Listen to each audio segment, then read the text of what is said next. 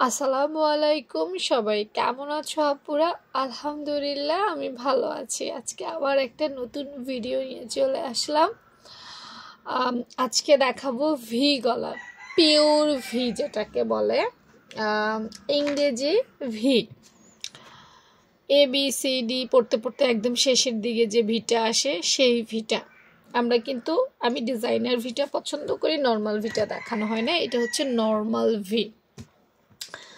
দেখো, গলার মেজারমেন্ট নেওয়ার জন্য আমরা জানি যে দুটো মাপ নিতে হয়, একটা পাশের মাপ, একটা লম্বার মাপ।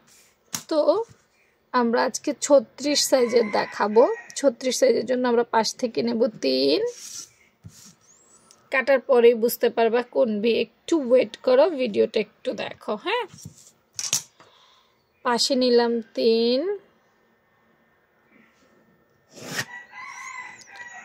লম্বায় নিব 6।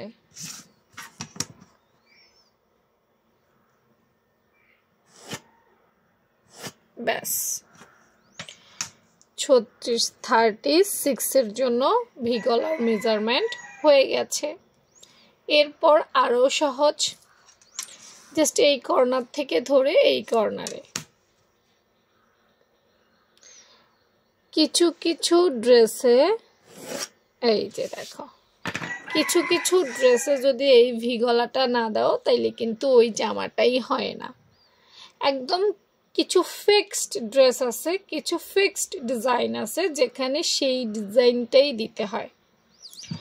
আবারও মেজারমেন্টটা বলে দিচ্ছি।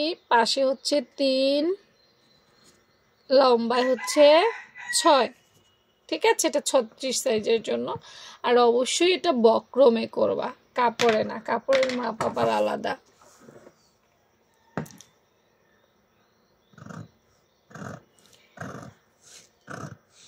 তোমরা যদি ইউটিউবে বিভিন্ন ডিজাইন দেখো, সেখানে দেখবা যে ফিক্সড কিছু ডিজাইন আছে যেখানে এটা না দিলে নাই হবে।